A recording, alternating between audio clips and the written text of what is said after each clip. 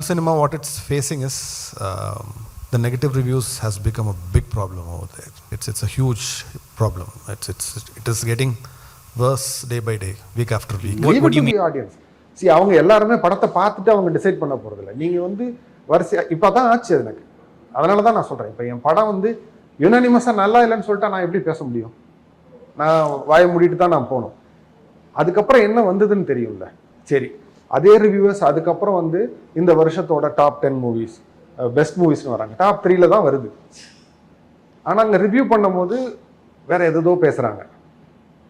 அது எப்படி? ரீசெண்டா அந்த பரத்வாஜ் ரங்கனும் இவர் டேரக்டர் பிரேம்குமாரும் இன்டர்வியூ பண்ணியிருந்தாங்க. அந்த இன்டர்வியூல வந்து பேசிட்டு இருப்பாரு. லைக் அவர் வந்து ஓப்பனா எல்லாருமே சொல்லியிருப்பாரு. நான் ஏன்னா அவர் இந்த அதாவது வந்து ரிவ்யூ வந்து பயங்கரமா அஃபெக்ட் ஆகுது, ரிவ்யூனால படத்துல வரது பயங்கரமா அஃபெக்ட் ஆகுது அப்படின்னு சொல்லியிருப்பாரு. அவர் எதை வச்சு சொல்லியிருப்பாரு அப்படின்னா, மெய்யழகன் படத்துக்கு வந்த அந்த ஒரு ரிவ்யூ பத்தி சூப்பரா சொல்லியிருப்பாரு. ஏன்னா மெய்யழகன் படத்துக்கு வந்த ரிவ்யூனால வரவே இல்லை. அதை ஏன் நான் எவ்வளவு ஸ்ட்ராங்கா சொல்றேன்னா, நிறைய பேர் எனக்கு வந்து ஆஃப்டர் த ஃபிலிம் வந்து எனக்கு சொல்லிட்டு இருந்தாங்க. ஆஃப்டர் த ஃபிலிம் வந்து இந்த மாதிரி சார் நான் உங்க ரிவ்யூ பார்த்துட்டு மிஸ் பண்ணிட்டேன் படத்தை, ரிவ்யூ பார்த்து மிஸ் பண்ணிட்டேன் அப்படின்னு சொல்லிட்டு சொன்னாங்க. அது இல்லாம 96 படத்துல கூட ரிவ்யூ வந்து தப்பா சொல்லியிருந்தாங்கன்னு சொன்னாரு. லைக் வந்து 96 படத்துக்கும் வந்து ப்ளூ சட்டை மாறன் ஓப்பனா சொல்லிட்டாரு. ஒரு பெரிய ரிவ்யூவர் ஒண்ணு, அவர் உங்களுக்கு யாருன்னு தெரியும், நான் பேர் சொல்ல விரும்பல, அவருக்கு அசிங்கமா இருக்கும். ஆனா நமக்கு எல்லாருமே போட்டு காமிச்சிட்டானுங்க அவர் ப்ளூ சட்டை மாறன் தான் அப்படின்னு. ப்ளூ சட்டை மாறன் என்ன சொல்லியிருந்தாரு அப்படின்னா, 96 படத்தை பார்த்துட்டு அந்த ஒரு சீன் வரும்ல, லைக் வந்து த்ரிஷா வந்து இந்த மாதிரி அவங்க 2 பேரும் ஒன்னா இருந்திருக்க மாட்டாங்க. பட் ஆனா அவங்க 2 பேரும் ஒன்னா இருந்தாம நினைச்சிட்டு சொல்லிட்டு இருப்பாங்க. அந்த சீனை பார்த்துட்டு இதெல்லாம் என்ன சீன், லூஸ்தனமா பண்ணிட்டு இருக்காங்கன்னு சொல்றது வந்து அந்த ஆளு பயங்கரமா ட்ரிகர் ஆயிடுச்சு பிரேம்குமார் சாருக்கு. அதெல்லாம் போட்டு சொல்லிட்டு இருந்தாரு. நீங்க லூஸ்தனமா இருக்குன்னு சொன்னீங்க, என் படம் 100 நாள் ஓடிச்சு அப்படிலாம் சொல்லி அவர் ஒரு மாதிரி பேசிட்டு இருந்தாரு.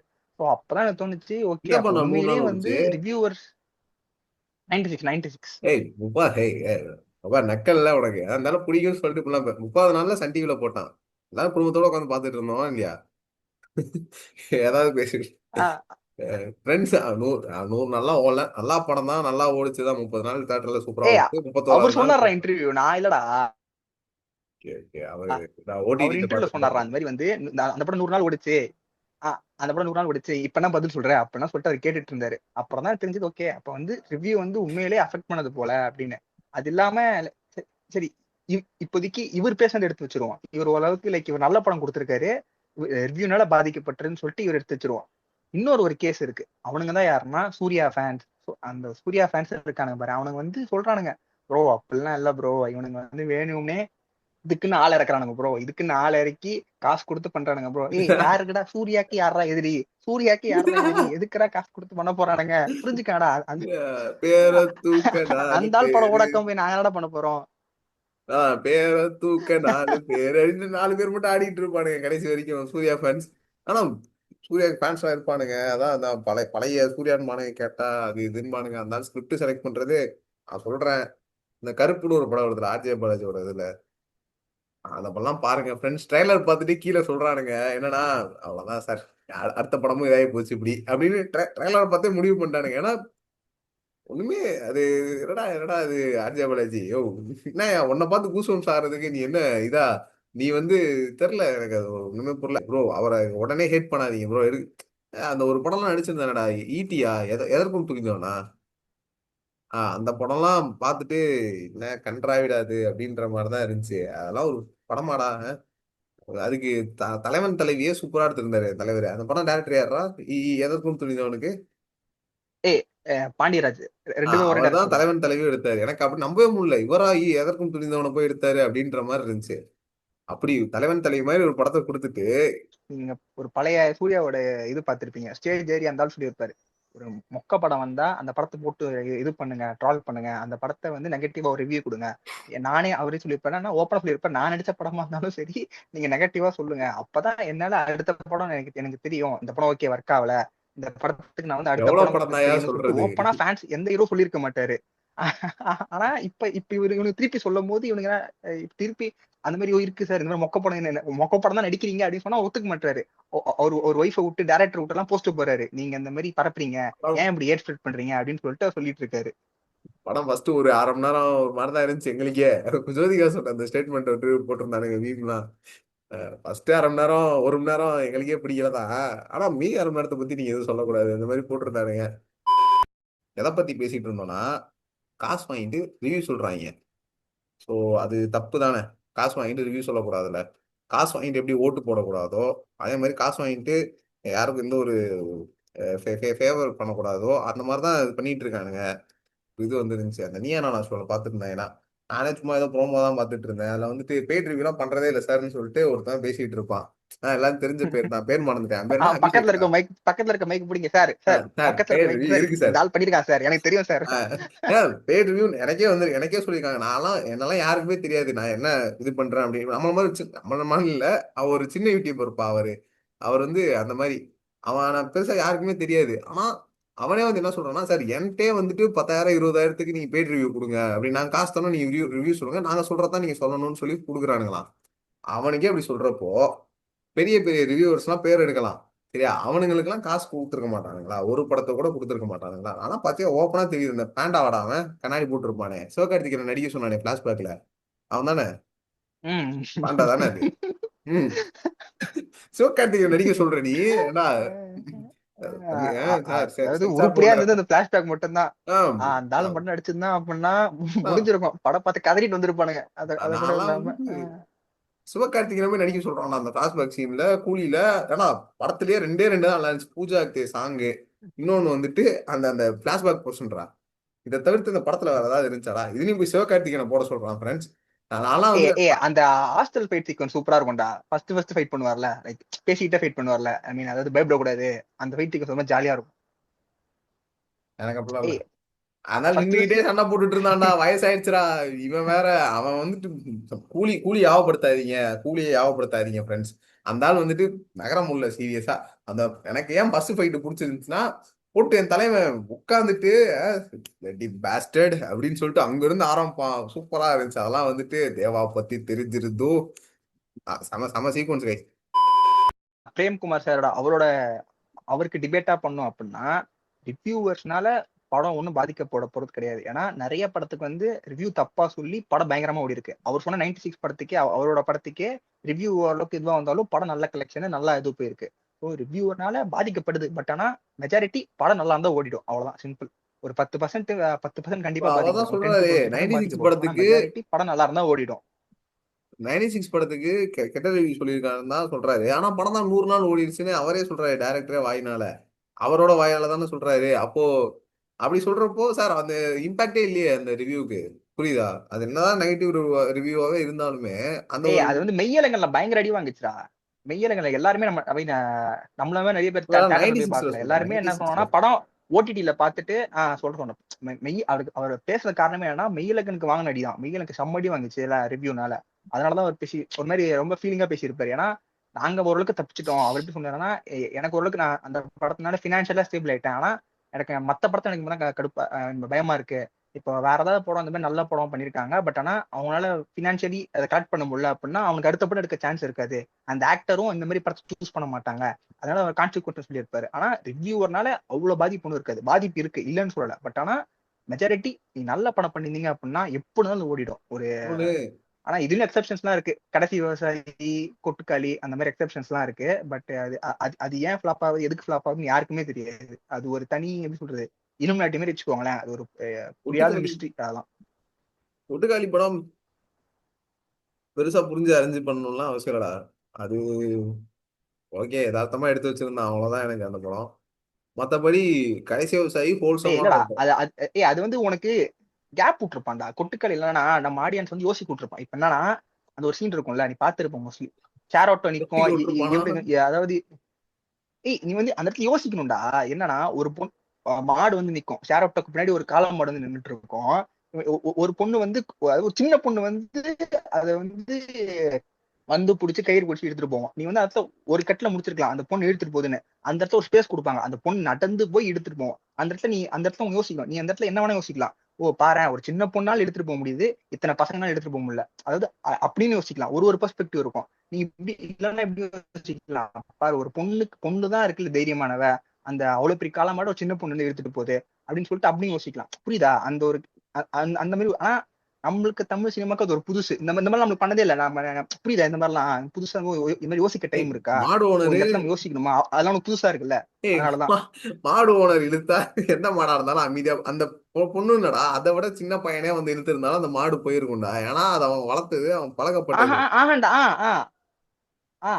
அது அது சீன்ரா. பட் டைரக்டர் என்ன சொல்ல வராருன்னு புரிஞ்சுக்கணும்டா.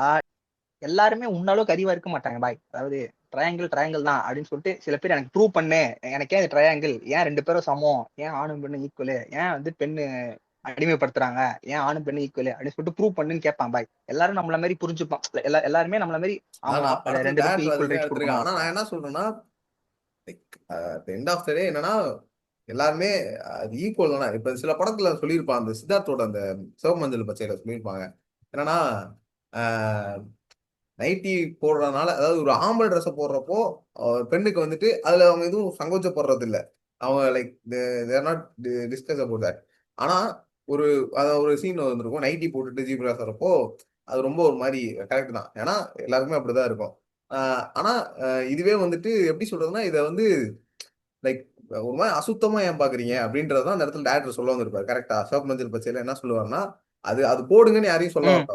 அவர் என்ன சொல்றாருன்னா, அவங்க வந்துட்டு நீ வந்துட்டு ஐயோ ஒரு பொண்ணு ஏன்னா திட்டுறப்ப கூட ஏன்னா பொண்ணு மாதிரி அழுதுட்டு இருக்க, புரியுதா? எப்படி சொல் அழுகங்கிறது சேம் அப்படின்றத அந்த இடத்துல சொல்ல வந்திருப்பாரு. அந்த ட்ரெஸ் விஷயம்ல சொல்ல வந்திருப்பாரு. ஆனா அதுதான் அவர் சொல்ல வருது என்னன்னா, like like all are equal அப்படின்றதான் சொல்ல வந்திருப்பாரு. இது நான் ஏன் முக்கியமா சொல்றேன்னா, ஃப்ரெண்ட்ஸ் அவர் பேக் வச்சிருக்கேன் ஃப்ரெண்ட்ஸ். ரீசெண்டா போயிருந்தேன் ஒருத்தவங்க ஃப்ரெண்டு ரூமுக்கு, போயிட்டு அந்த பேக்கை போட்டோன்னு என்னடா பொண்ணு பேக் வச்சிருக்க அப்படின்ட்டானுங்களா. அதனால ஃப்ரெண்ட்ஸ் யாரையுமே அப்படி சொல்லாதீங்க ஃப்ரெண்ட்ஸ். ரொம்ப மனசு கஷ்டப்படுவாங்க. அதனால ஒருத்தவங்க ஒரு பேக் வச்சிருக்காங்க அப்படின்னா அது ஆண் பெண்லாம் பார்க்க பேக் தான். இல்ல தங்கச்சியோடதா இதுல எதுவும் அப்படிலாம் ஆண் பெண்ணு கேட்காதீங்க. கிடையாது. கரெக்ட் தான். பேக் ஆமா பேக் தான். அழுகுறது யார் அழுதா என்ன? அதான் இப்ப நான் பேக் போடுவேன், தங்கச்சி பேக்கா அப்படிலாம் கேட்க, என் பேக் தான், நான் தானே போட்டிருக்கேன், என் பேக் தான். இப்ப என்னடா வீட்டுல தங்கச்சி பேக் எட்டு வந்துட்டியான்னு கேக்குறானுங்க. படம் நல்லா இருந்தா ஆளா நான் போயிட்டு சப்போர்ட் பண்ணுவேன் ஃப்ரெண்ட்ஸ். எந்த படமும் நல்லா இருக்க படத்தை தூக்கி விடுறதா ஒரு நல்ல சினிமால ஒருக்கான அழகு. ஏன்னா அந்த படம் நல்ல படத்துக்கு குரல் கொடுத்தாதான் இன்னும் நிறைய நல்ல படம் வரும். நல்லா இருந்தா நல்ல படம் சொல்ல போறேன், நல்லா ஆனா நல்லா இல்லைன்னு சொல்லுவேன். அவ்வளோ சிம்பிள் அஸ் தட். அதான். அதாவது இப்ப coming back to the content, friends இப்ப அதே மாதிரி ரிவ்யூவர்ஸும் இந்த அதே மாதிரி சேனல் வந்து இருக்கிறபடி சொன்னா பிரச்சனை இருக்காது. அதாவது இதுதான் படம் நல்லா இருக்கு, படம் நல்லா இல்ல, இந்த விஷயம் எனக்கு பிடிச்சிருக்கு, இந்த விஷயம் எனக்கு பிடிக்கல அப்படின்னு சொல்லிட்டா பிரச்சனை இல்லை. அவன் சொன்ன மாதிரி நீ காசு வாங்கிட்டு சொல்றதுனால நீ யாரை ஏமாத்துற? உன் ஆடியன்ஸ் ஏமாத்துற. உன்னை வந்து இத்தனை வாட்டி பார்த்து பார்த்து பார்த்து லைக் உன்னை சின்ன சப்ஸ்கிரைப்ல அவனை பார்த்து உன்னை லைக் பண்ணி உன்னை நம்பியிருக்கான். உன் நம்பினதான் லைக் பண்ணி சப்ஸ்கிரைப் எல்லாம் பண்ணியிருக்கான். அவனை நீ ஏமாத்திட்டு இருக்க. அது தப்பு தானே. உனக்கே உன்னோட லைக் எத்திக்ஸ்ன்னு சொல்லுவாங்கல்ல, இப்படி பண்ற வேலைக்கு அது ஒரு எத்திக்கெல்லாம் கரெக்ட் கிடையாதுல்ல. அது அவங்களே புரிஞ்சுக்கிட்டா சரி. பட் ஆனா அவங்களும் குறை சொல்ல முடியாது. ஏன்னா அவனுக்கு இன்கம் என்ன வரும்? ரிவ்யூ மட்டும் போட்டுட்டு எவ்வளவு யூடியூப்ல எவ்வளவு கொடுக்க போறான்? மிஞ்சி போனா ஒரு வீடியோக்கு 20,000 10,000 கொடுப்பான். அதை வச்சு அவன் என்ன பண்ண முடியும்? எல்லா ரிவ்யூவர்ஸுக்கும் ஆட் வராது. லைக் 4-5 ரிவ்யூவர்ஸ் மட்டும் தான் லைக் நீங்க பேசும்போதே சைட்ல எல் ஷேப் ஆட் எல்லாம் வரும். அது எல்லா ரிவ்யூவர்ஸ்க்கும் வராது. அவனையும் குறை சொல்ல முடியாது. அவனுக்கும் என்ன சாப்பிடணும், ஃபேமிலியை பார்த்துக்கணும், ரன் பண்ணணும். அதுக்கு அவன் காசு வாங்க தானே செய்வான் இந்த மாதிரி படத்துக்கு. அது வந்து அவங்க சொல்லிடலாம் இந்த மாதிரி வந்து அது தெரியல இதுக்கு என்ன சொல்யூஷன்ன்றது. பட் ஆனா ஆடியன்ஸை வந்து நீங்க வந்து ஃபுல்லா அதை பார்த்து நம்பிட்டு போகாதீங்க. உங்களோட பெர்ஸ்பெக்டிவ் எடுத்துக்கோங்க. அதுக்கப்புறம் யாரு பண்ணாலும் ரிவ்யூ தான், அவன் ஒப்பீனியன் தான். ஸோ நீங்க என்ன பண்ணுங்க, எவன் படம் எடுத்தாலும் தேட்டர்ல போய் பாருங்க, இல்ல தேட்டர்ல போய் பார்க்காதீங்க. இந்த ரெண்டை தவிர்த்து வேற எதுவும் பண்ணாதீங்க. ஏன்னா மீட்டிங் இன்னும் 5 நிமிஷத்துல அதாவது முடிஞ்சிடும். சிந்திச்சு சிந்திச்சு நீங்களே முடிவெடுங்க. அவ்வளவுதான். எவன் சொல்றது பிளைண்டா நம்பாதீங்க. ஏன் நாங்க சொல்றத கூட நம்பாதீங்க. உங்களுக்கு என்ன தோணுதோ, உங்களுக்கு படம் பார்க்கணும் தோணுச்சா பாரு, படம் பார்க்க வேணாம்னு தோணுதா அதே மாதிரி பார்க்காத. அவ்வளவுதான். பகுத்தறிவை பயன்படுத்து. பெரியார் சொல்ற மாதிரி பகுத்தறிவை பயன்படுத்துங்க ஃப்ரெண்ட்ஸ். இன்னொரு விஷயம் சொல்லிக்கிறோம் ஃப்ரெண்ட்ஸ், என்னன்னா நாங்க ஒரு நாளுமே காசு வாங்கிட்டு பெய்ட் ரிவ்யூ பண்ணவே மாட்டோம். ஏன்னா காசு தர மாட்டாங்க யாரும். எங்களுக்கு யாரா காசு எங்களுக்கு கொடுப்பா? யார் காசு தருவா? எங்க சேனல்ல தர மாட்டாங்க. அதனால we don't appreciate paid review until we are அதாவது in that situation. நாங்களே கிரௌட் ஃபண்டிங் ஆரம்பிச்சு ஏதாவது கேட்டாதான் நீங்களே பார்த்து 2 ரூபாய் 3 ரூபான்னு போடுவீங்க. அதை வச்சுதான் சேனல் ஓட்டலாமா என்ன ஆமா, பண்ணலாம் அப்படின்னு முடிவெடுக்கலாம்னு இருக்கோம் ஃப்ரெண்ட்ஸ். ஒண்ணுதான் சொல்ல முடியும். என்னன்னா ரிவ்யூ கண்டிப்பா. இது இன்னொரு விஷயம் என்னன்னா, இந்த இந்த போயிட்டு டைரக்டர்ஸ், அதுக்கப்புறம் அந்த சினிமா அவங்க தேட்டர் ஓனர்ஸ் அவங்கலாம் சொல்லிட்டு இருந்தாங்க, இந்த மாதிரி நெகட்டிவ் ரிவ்யூ வரனால மக்கள்லாம் இது பண்ண மாட்டாங்க, கூட்டமா வர மாட்டாங்க. என்னன்னா வரணுன்றது அவனோட விஷயம், அவனுக்கு அதான் பப்ளிக்கோட ஒப்பீனியன் தான் இது.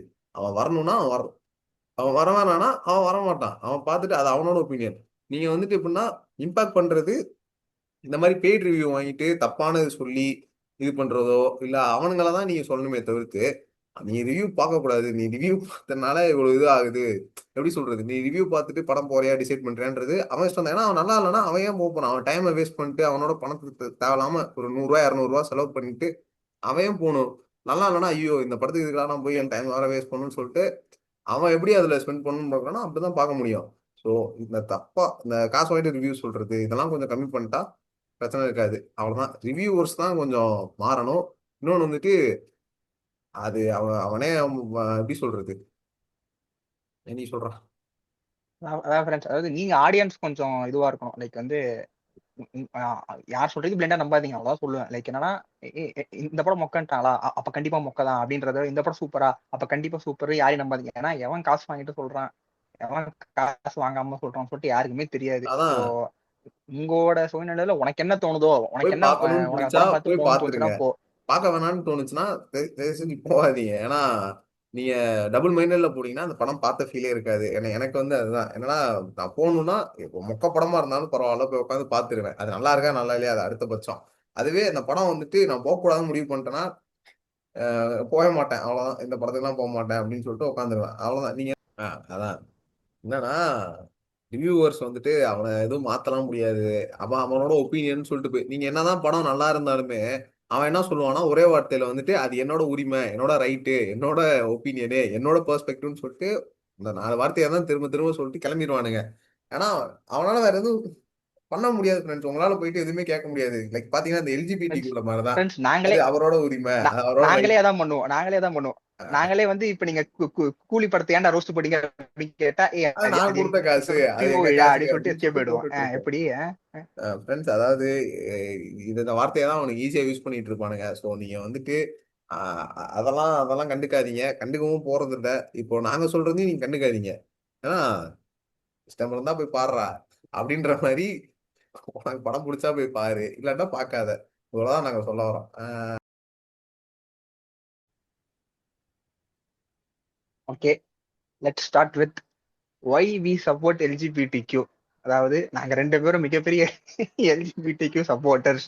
என்னை விட மாப்பிள்ள தான் மிகப்பெரிய எல்ஜிபிடிக்யூ சப்போர்ட்டர். பேன் பண்ணுங்களா, பேன் பண்ணுங்களா, பேன் பண்ணுங்களா.